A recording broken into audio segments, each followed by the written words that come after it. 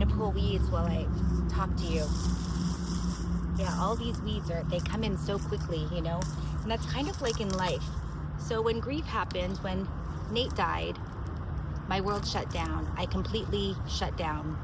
I was in shock and dealing with a lot of trauma. There was a lot of stuff going around his death that was traumatic. So I couldn't deal with the trauma for a couple of years. I actually had to focus on the grief first, and I learned a lot about grief. I was so lucky to be able to find an online grief group and a really amazing grief mentor. And I learned so much from all of the people in the Tender Hearts community.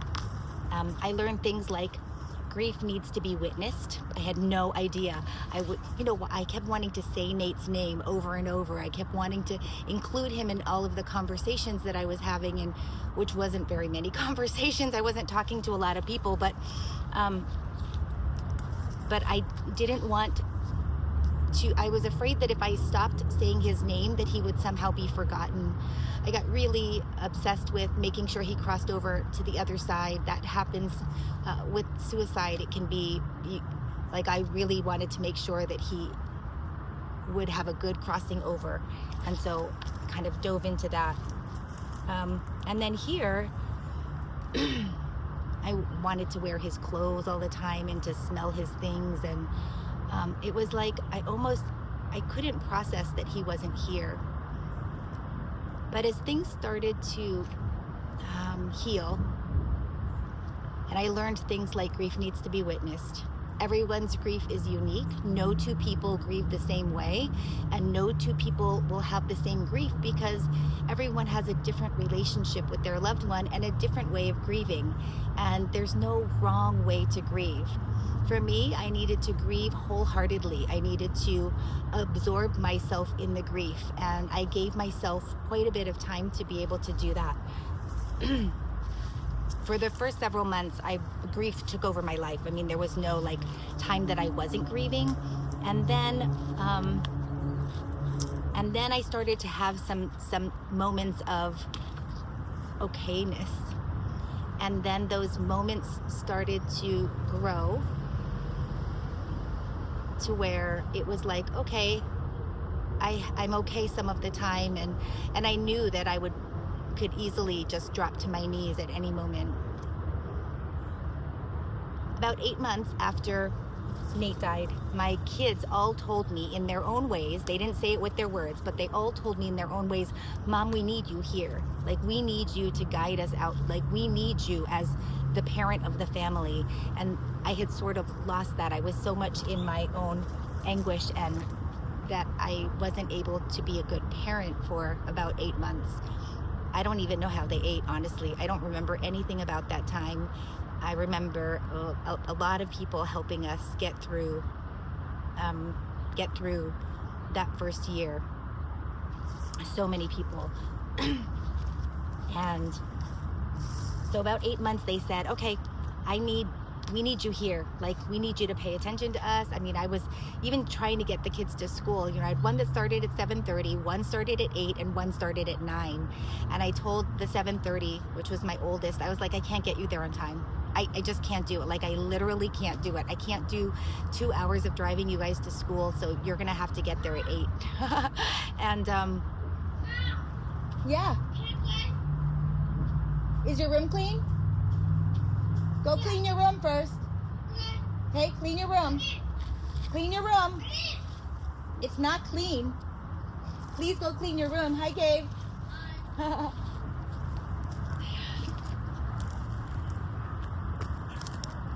So I'm still dealing with a lot of the consequences of that time, because I let my son just do anything and everything that he wanted. I couldn't even parent at all.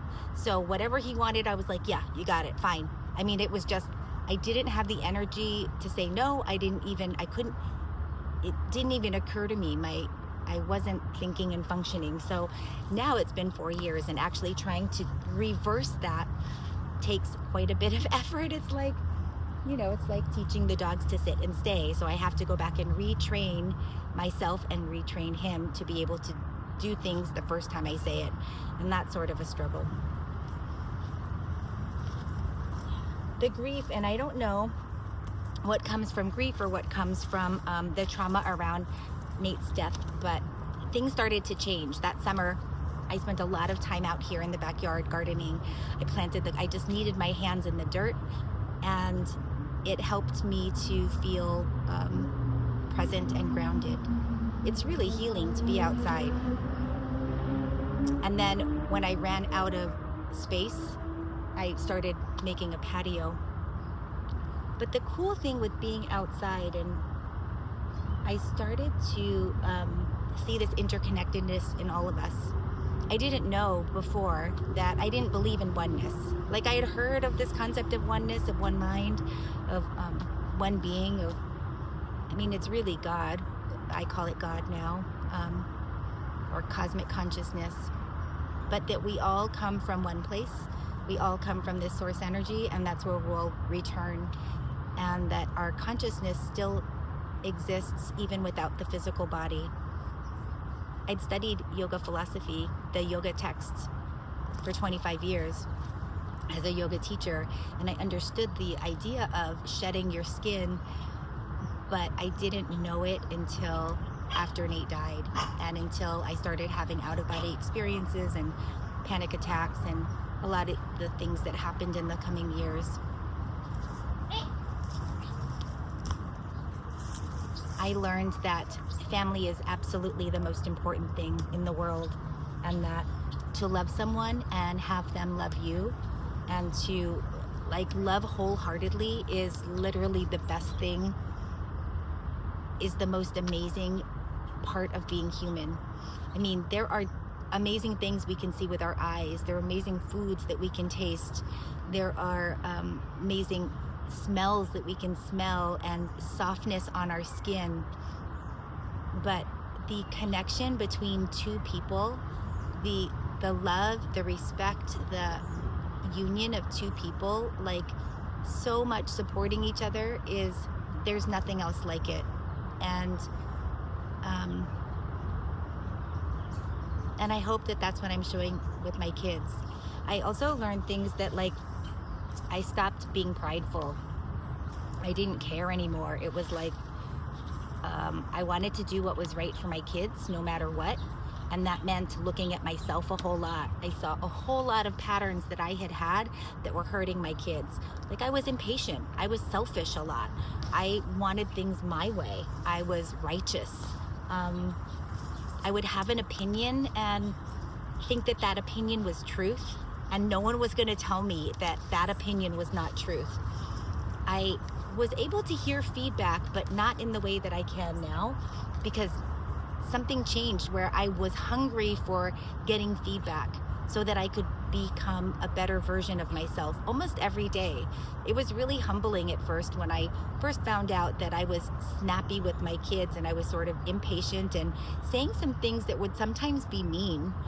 And I don't think of myself as a mean person, but when I would be tired, angry, righteous, in a hurry, overwhelmed, have too much going on, I could be really mean. And so one of my daughters started telling me every time she thought I was being mean, and I would go, "That's not mean." She's like, "Yeah, it is."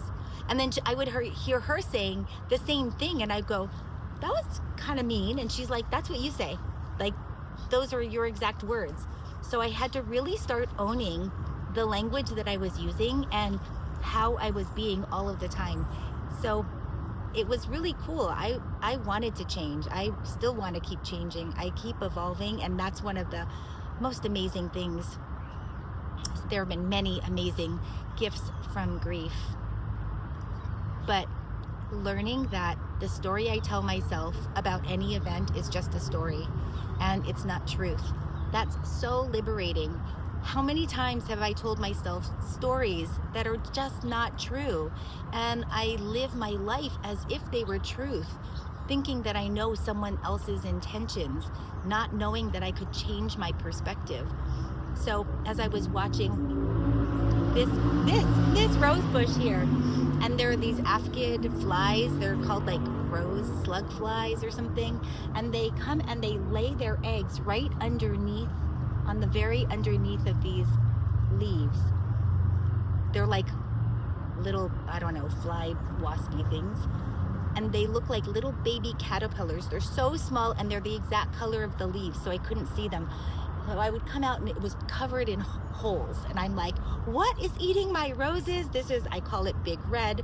This is the rose bush that I planted for Nate. You know, something is eating Big Red. And I would look and I didn't see anything, and I'm looking and I'm like, oh.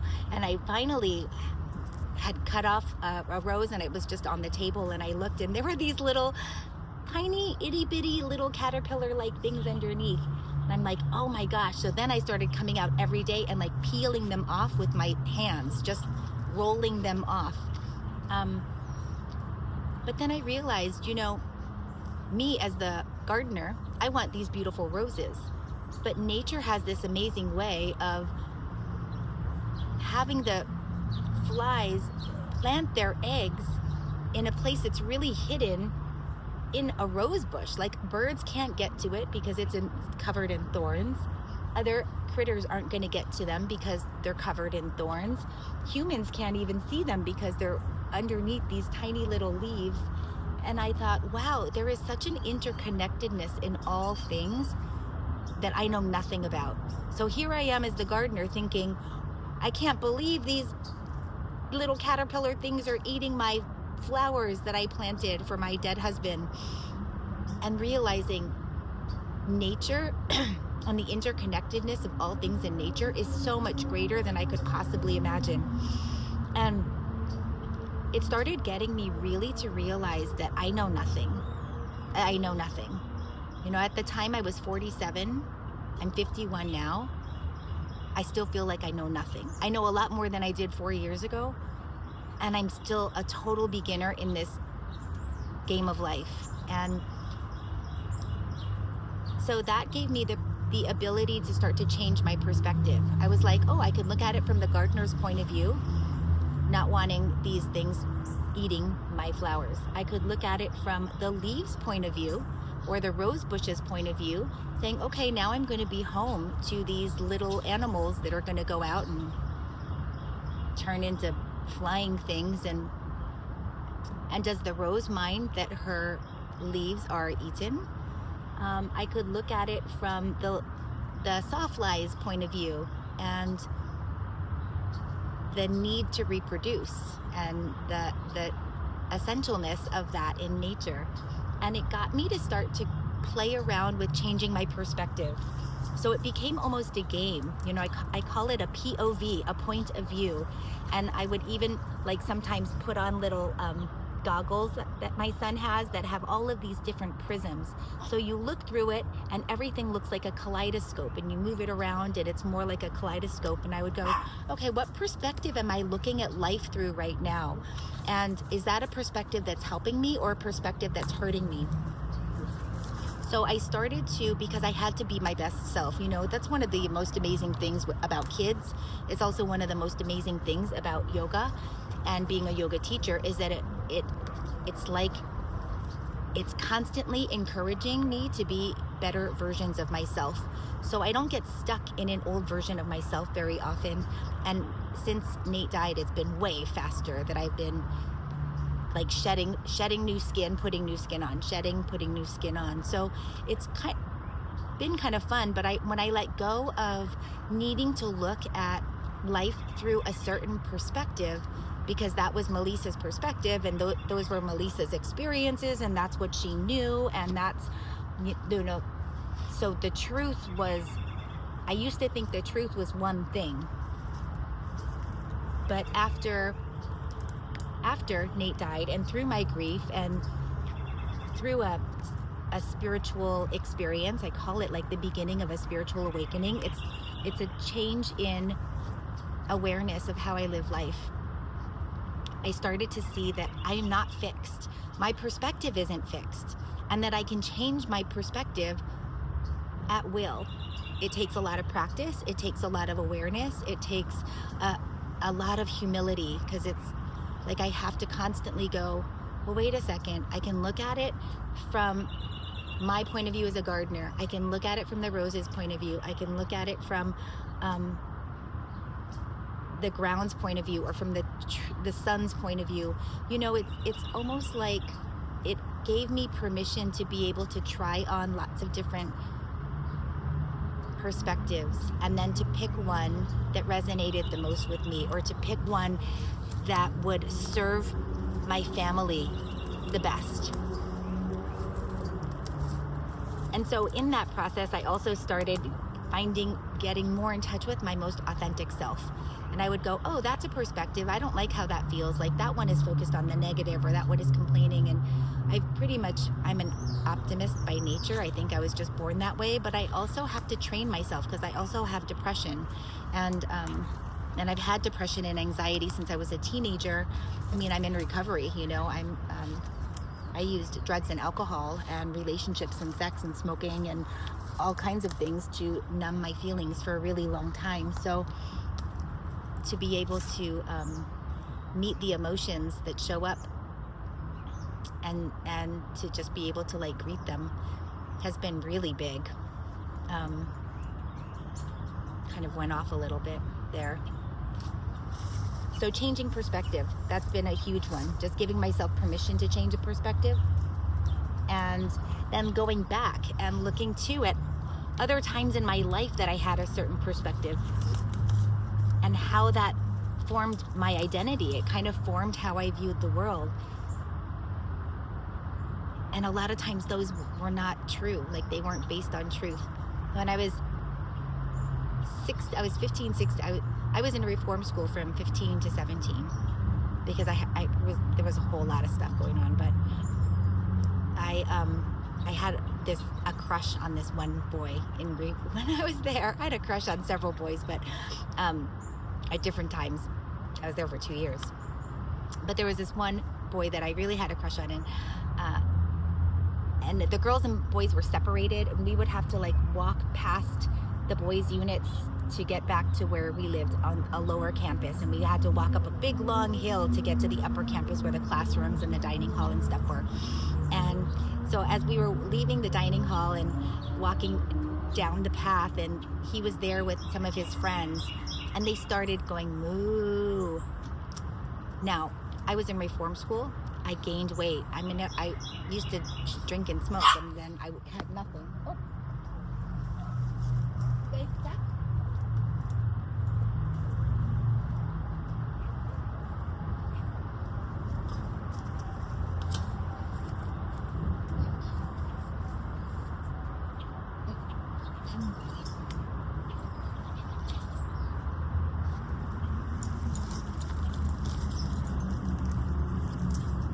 So at the time I gained some weight, and I thought they were mooing at me like M-O-O, like a cow. And I remember being devastated. I was so embarrassed. And the friends were laughing, and he was there, and he kind of looked up at me like through his bangs, like his head was, I still remember this. It's so crazy. And his head was down, and he kind of looked, his eyes like met my eyes, and I was dying of embarrassment because I thought they were mooing at me because I was fat. So decades go by, and then of course what happens is I then had all of these experiences that reaffirmed the feeling that I was fat. So it didn't matter what, then the doctor says something like, oh wow, I got out of reform school, and he said, wow, they fed you really well there, didn't they? Again, the doctor's now saying that I'm fat, so I took it that way. And it became experience after experience after experience after experience that now, because I had this belief I'm fat or I'm a cow, then everything, how I experience the world is through that. Because what we know now about the brain is that it will look for what it believes. It's like it can't take in all of the information at one time for all of the that we're bringing in. It picks and chooses what's important and what is not, and so it picks the stuff that reaffirms what it already knows. So I started collecting data. I didn't know I was collecting data, but collecting data that supported I am fat or I am a cow, and that was how I felt. So then it started this whole eating disorder that I had. But the practice of yoga helped me become more mindful. It helped me move my body. It taught me how to breathe. It taught me pausing. It taught me that I am way stronger than I think I am, and that I can do things that I never would have imagined I could do, so long as I put in the time and the effort. And hi, pretty girl. Hi, this is Nala.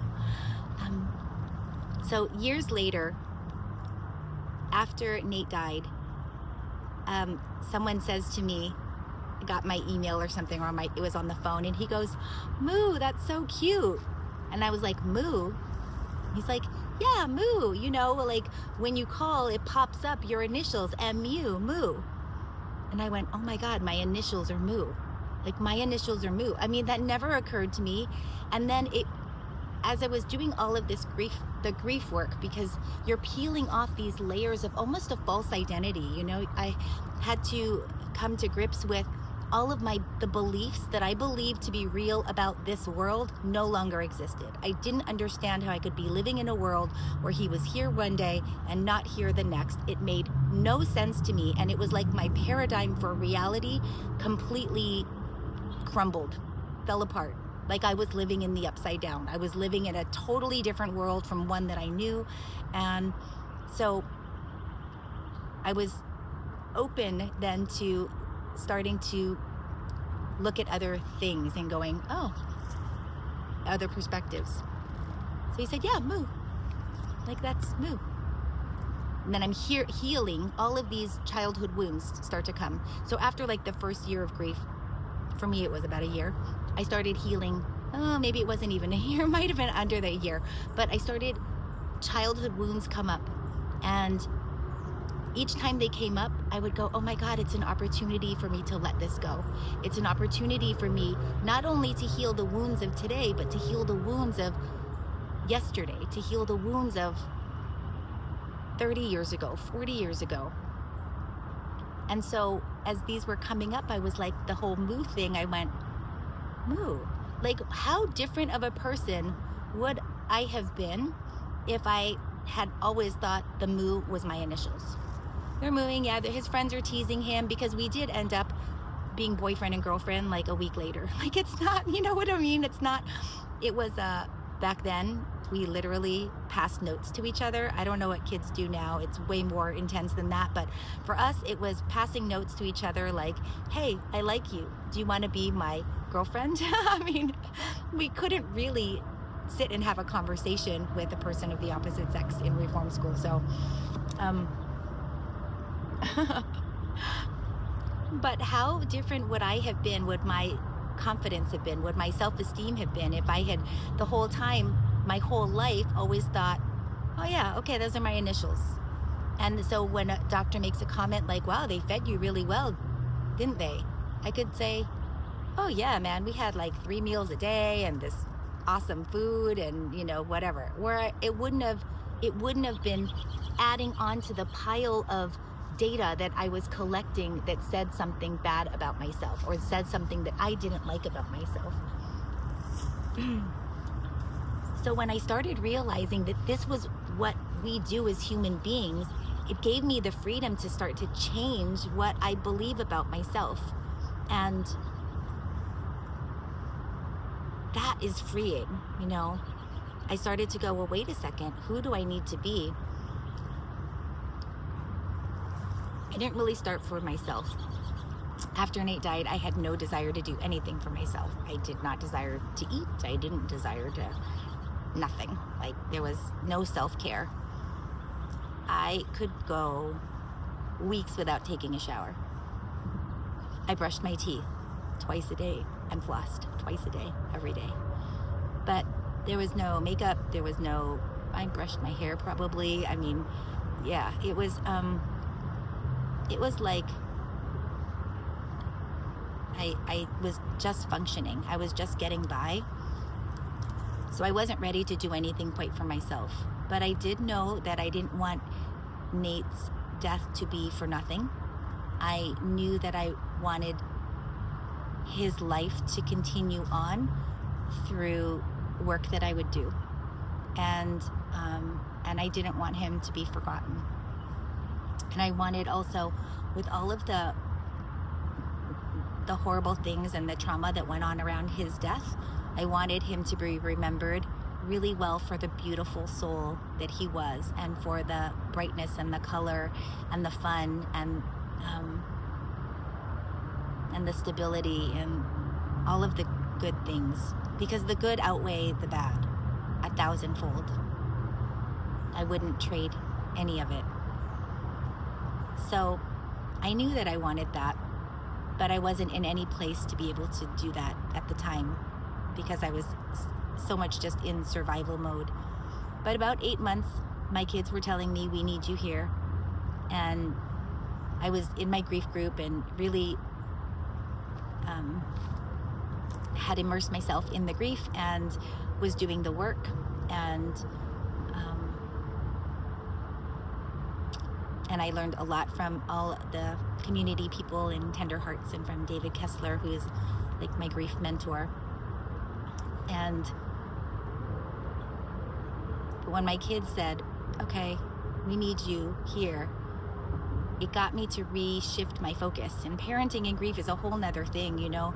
They say you have to put the oxygen mask on yourself first, and then you put it on your kids. And that's for sure what you have to do. I put the oxygen mask on myself first, and then about 8 months I started being able to look at my kids and go, okay. Now I had a spiritual experience that I'll just tell you this story because to me it's so powerful, and I haven't told it to many people, but I was giving my son Reiki one night, and my daughters weren't doing well. Like, none of us were doing well. You know, everyone was angry and depressed, and we were grieving, and we were lost, and we were broken, and they didn't have a leader. They didn't have a person that was like looking out for them, because we were drowning. I felt like we were drowning. And I was giving my son Reiki, and I had had the feeling of death once before when I was looking at a photo, and I ignored it. And it happened weeks before Nate died. So I knew this feeling of like death.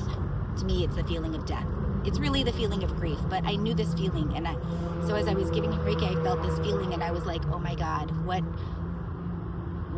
do I need to do to change the trajectory of his life? Because if we kept going down the same path that we were going down at 8 months after Nate's death, it would have been terrible, not only for him, but for all of us individually, and for all of us as a family. So Nate's death, right? We were kind of going this way in life. Like, we were kind of, we were okay. Like, we were doing all right. We were going this way. And then his death came, and like a pool ball, we started spiraling, all of us. We're spiraling downward, but we were spiraling in different directions. And so when I felt that feeling, I knew, like, oh my God, I need to do something. This can't be. Now, I was a kid that was in reform school. I was, when I was a teenager, I was suicidal. I carved on myself. I was so angry and so depressed, and felt so unwanted, misplaced, misunderstood. I wanted to numb. I wanted to rebel. I wanted to do everything that I wasn't supposed to do, really. And I didn't want that for my kids, because I knew, how bad that is. I spent all my teenage years pretty much locked up, except my senior year. Like, from 13 to 17, I was in some kind of institution. And I bounced around from parent to institution to rehab to reform school to group home to, juvie. Like, I did not want this for my kids. So when I got this feeling and looking at how we were all going, I broke down in tears, and I surrendered. And I am not one of those people. I used to be so prideful that even when I would read things like the Bhagavad Gita, I would go, oh my God, this feels so sexist. I am not going to, what do you mean surrender? What do you mean? I couldn't understand, like, asking for help. I didn't even pray. I believed in a God of my own understanding. I mean, I was in AA for a long time, so I practiced the 12 steps and have a higher power of my own understanding, but I was not about to surrender. But this was life or death for me, and it was life or death for my kids. And I felt it so strongly, and I had been growing my intuition and starting to trust my intuition. And so, sitting up in his loft bed, he fell asleep, and I sat there and I sobbed, and I asked Nate for help. And I said, please show me what I need to do to change the trajectory of his life so that this doesn't happen. And it was crazy. Instantly, he showed me to see my kids, each of them, they're 30 years out.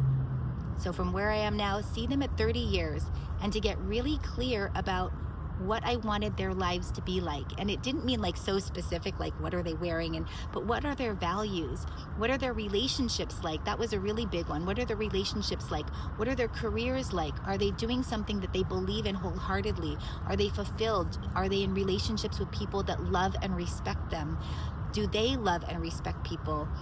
Are they compassionate? Are they kind?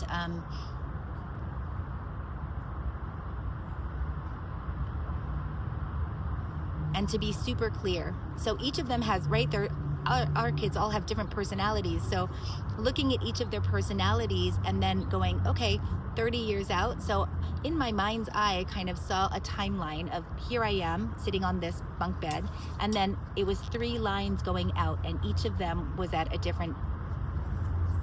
the end of each of these lines, or a point on each of these lines. And then he showed me to go backwards, to reverse engineer to today, and say, who is the parent that is going to carve this, who is going to clear the path to make this the path of least resistance? Because as human beings, we're going to go along the path of least resistance. We're just like water. We will take the path of least resistance. So as the parent, I can't carve the path for them, right? They each get to choose their own path. But I can make a high path the path of least resistance.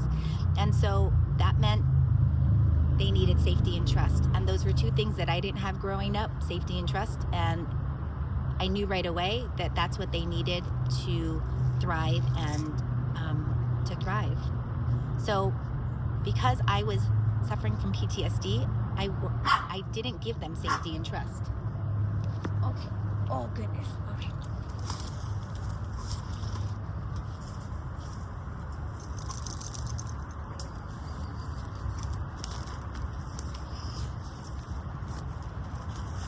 So I was overreactive. I didn't have safety and trust. I was overreactive. I wasn't safe because I would snap at them. I would have these like temper tantrums. I would break down and start crying. It seems like for no reason, but with grief, it would just like take me back. And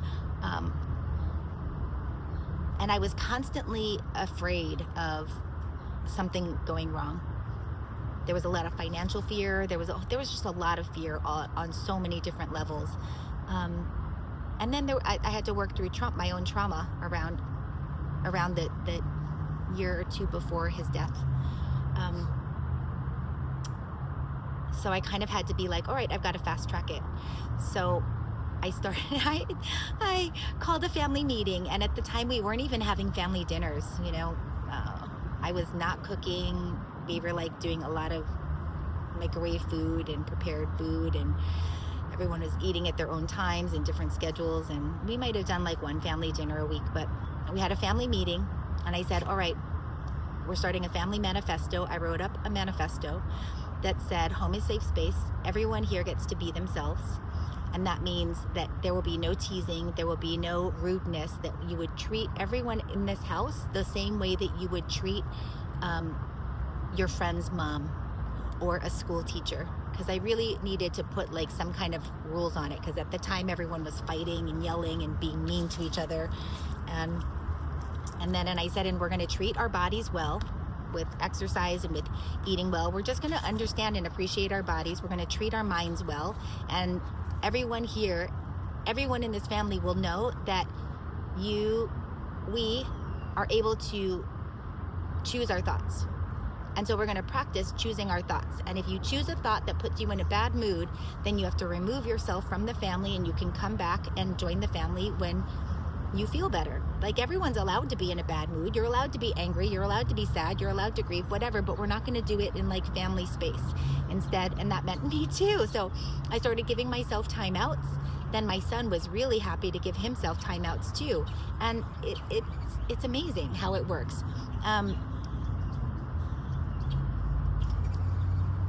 In the family manifesto, I said we appreciate our environment. We're aware that we're all interconnected, and so we're going to show respect to our environment and treat all of our environment as if it's our home, because it really is. And that we value our relationships and that we value God. So I don't think I put God in there. I actually think I might have just put faith. We know how important faith is in our healing and in our quality of life. And so I don't remember exactly the words that I used, but this is what became the 5 pillars of the Healthy Human Project. So we're a body, we have a body, we have a mind, so we have to learn how to use them. Learn how to treat the body well so it doesn't have many breakdowns, so it's going to get you where you need to go. Just like we would with a car. I treat my body way better than I treat my car, but most people treat their cars way better than they treat their bodies. So it's understanding this is my vehicle and appreciating this vehicle. Stop criticizing the vehicle, because I was really big into that, right? I'd had years of body dysmorphia and feeling less than. So, and just going, what does my body need for it to function really well? How much water does it really need? How much sleep does it really need? What are the foods that make my body feel crappy? What are the foods that make my body feel good? And everyone is different. So what are foods that I might want to avoid? What are foods that I know bring out addiction in me? And same thing with the water and coffee and tea. I kind of went back and forth with that a lot. I still have a latte every once in a while because I just love them, but I switched to tea. And then when it comes to our mind, how do we learn to control our thoughts? How do our thoughts affect our mood? How do our thoughts affect our perspective? How do our thoughts, right? Talking about thoughts, talking about the... Huh? Can you go to the playground with your friends? Caleb, Michelle, and Michelle. There'll be nothing on the phone. Got you. No phone. Is your room clean? Is it? It has to be clean. If you go to clean your room before you go to the playground. Can I do it after? No, you have to do it first. I really have to? Yeah, you really do. So tell your friends you can't go. What? Or you'll meet them up there in 20 minutes. Just tell them you'll 20 meet. minutes? I don't know how long it's going to take you. Okay, fine. Okay?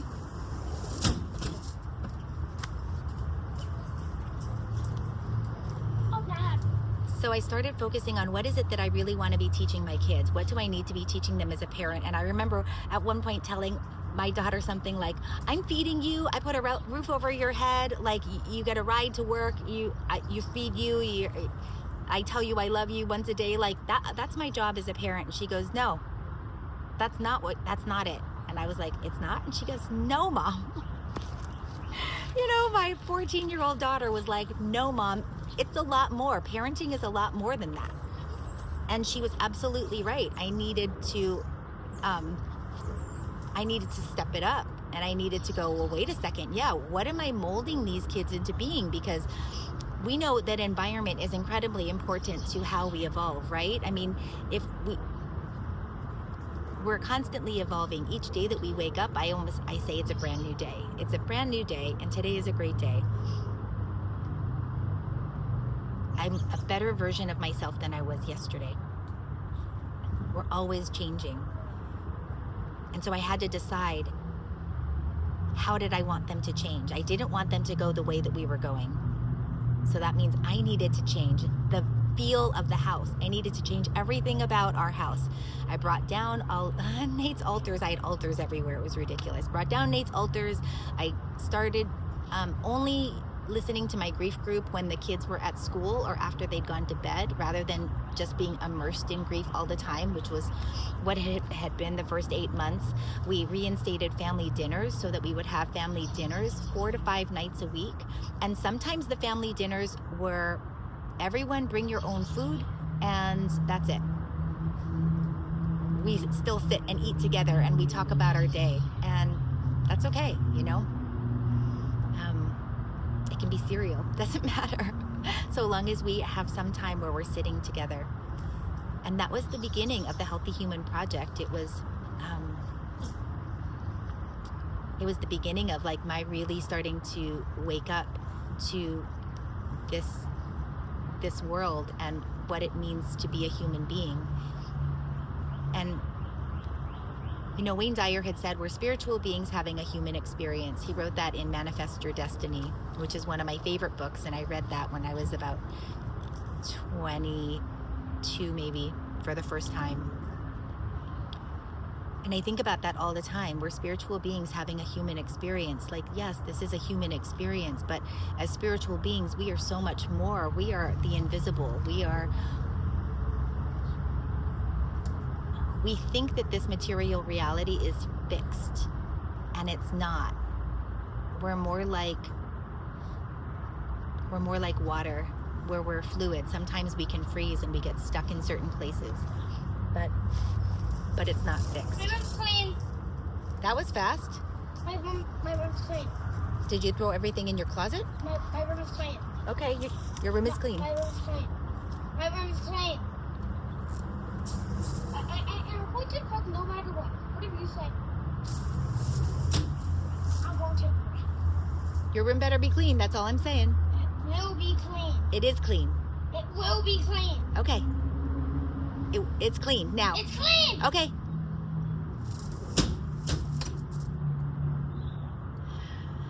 He's got a little temper. That's something that we're working on.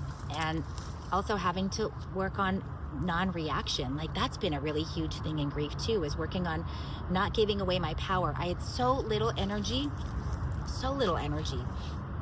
that even to make one phone call in a day would wipe me out for hours. I could do one thing a day. So if that was make a phone call, that was it.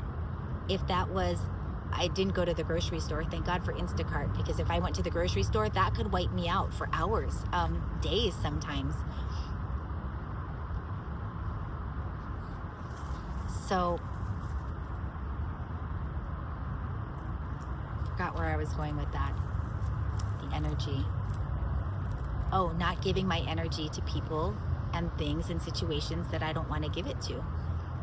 I was realizing that I would give away a lot of my energy when I would complain, when I would get mad at someone. Hi, Lucy. I would give them my energy. I'm giving them my most precious resource. I didn't realize how precious energy is. And so we start to be aware of, where am I placing my attention?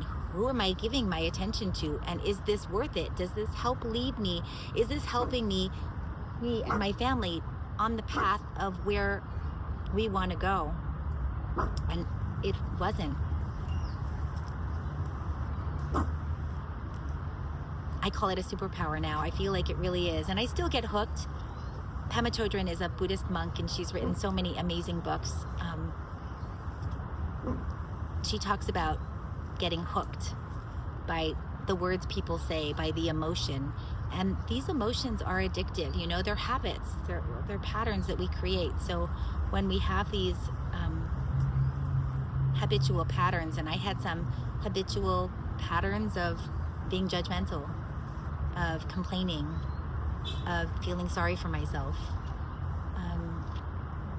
So being able to look at those and then knowing that I wanted to change those patterns. I'm like, no, I'm not going to feel sorry for myself. No, I'm not going to complain. I'm going to focus, because if you only have so much energy, right? If you only have 20 cents, you're going to put that 20 cents toward what you want and not put it where you're not going to throw it at what you don't want. So grief taught me, Melissa, this is what you've got. You've got this 20 cents. That's it. How are you going to use this 20 cents? And discernment. I've really started understanding discernment. I hadn't understood it. It's a word we use in yoga. And I was like, yeah, discernment, okay. I just didn't get it. But I really started to understand we are constantly picking and choosing what we pay attention to. And so choose wisely. Choose wisely.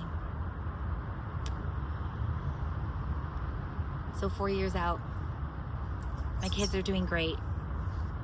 My kids are doing absolutely amazing. All 3 of them. And I'm so proud. They're one going to college next year. And I'm doing well. Overall, I'm doing really well. I wake up each day grateful. I meditate every day. I have 1 altar. I have 2 altars, but they're not just Nate altars. They're altars for the ancestors and for guides, and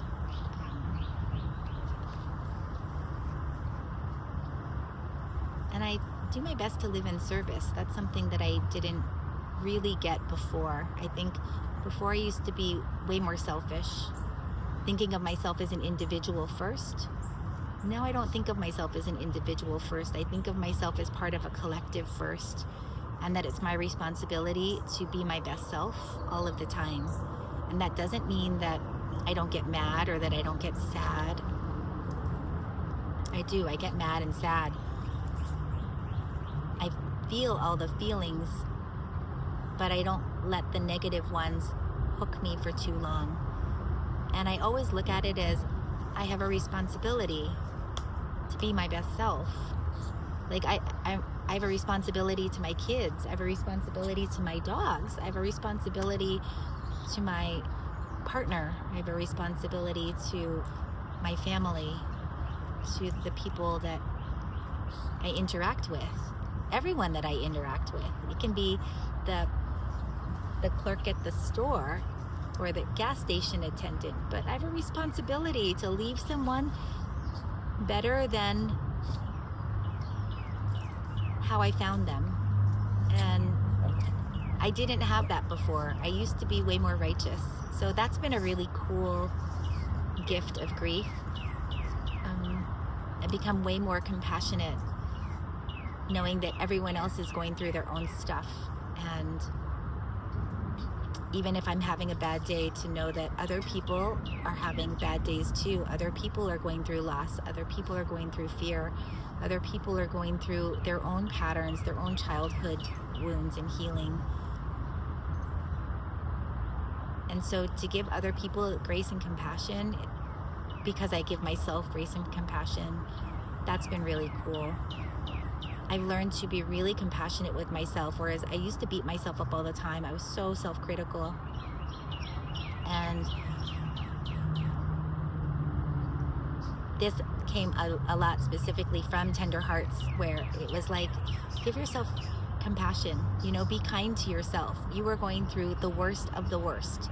You were going through hell. It is a version of hell. It's hell. So to be kind to yourself, let the day be the day.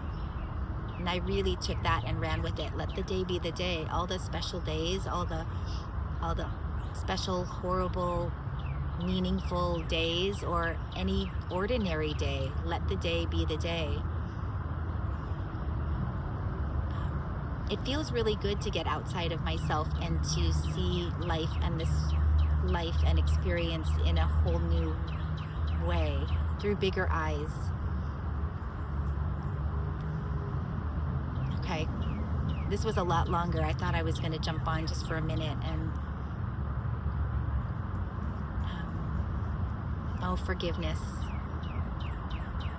I had to do a lot of forgiving myself. There's a lot of guilt that goes with grief, especially when your loved one dies by suicide.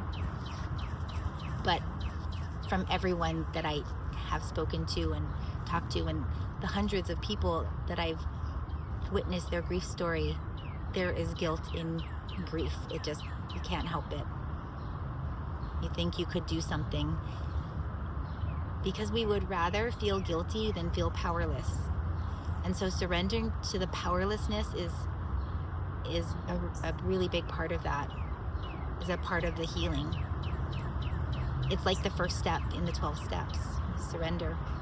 So I say the serenity prayer a lot. God, grant me the serenity to accept the things I cannot change, the courage to change the things I can, and the wisdom to know the difference. And when I don't know the difference, which is often, I'm getting better at it, but when I don't know the difference, I turn it over to God and I ask for clarity. And I say, okay, I'm surrendering this to you. I don't know what the best thing is for us, but I would like an outcome that is for my highest good, for my kids' highest good, and for the highest good of all. And I surrender. And that helps so much to not get hung up on the things in life that don't work out the way we want them to, because when you've lost someone you love, you know, you've given up, you know, the whole life that you had planned, all of the things that you dreamed about doing with that person, that you literally have to grieve the life that you were supposed to have. And that's worth taking the time to do. I have noticed that everyone grieves differently. Everyone. Some people go right back to work. Some people don't want to talk about it. Some people don't cry. Some people kind of keep it in. But there has to be a part that you go, I have to surrender this life that I was supposed to have. And even if you do it so that your heart can free up a little bit, I spend a lot of time with my heart and tuning into the vibration of my heart. Because I spent so much time in silence, I'm able now to know my own energy separate from someone else's energy. So I'm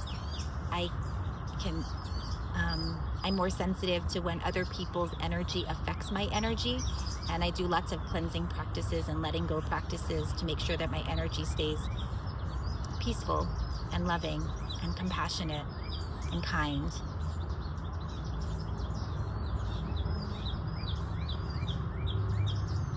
Anyway, thanks so much for listening. If you've stayed this long, that's super cool. And I hope that you got something out of this. I'm just going to keep sharing things just like this, because this is what life is all about. And life is a game. It sounds crazy to say it, but there are different rules. There's different, and when we learn how to play some of the things, or you learn how some of the things work, like how your body works, that makes a huge difference, right? Just having a body that gets you to and from, and you give it sleep, and you have to park it, you have to rest it, you have to fuel up. This is what you have to do with the body to keep it functioning really well. Or this is how the mind works, and that you have to train the mind like a dog to sit and stay. Otherwise it goes running with every little stimulus and every pretty shiny thing, or everything that smells bad. It's gonna go the other way. So we're just learning.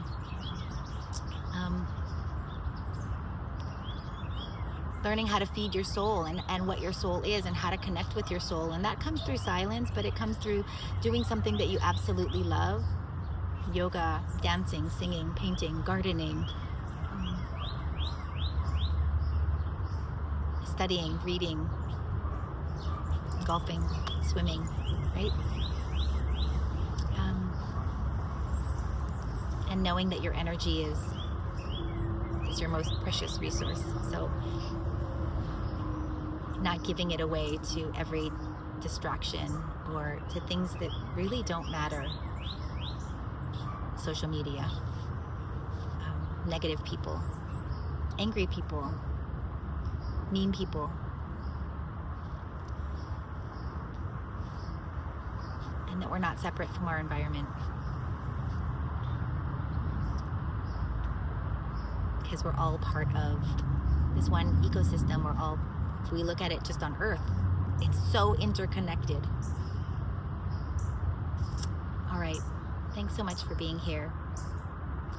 And wishing you healthy humans a beautiful, wonderful, miraculous day.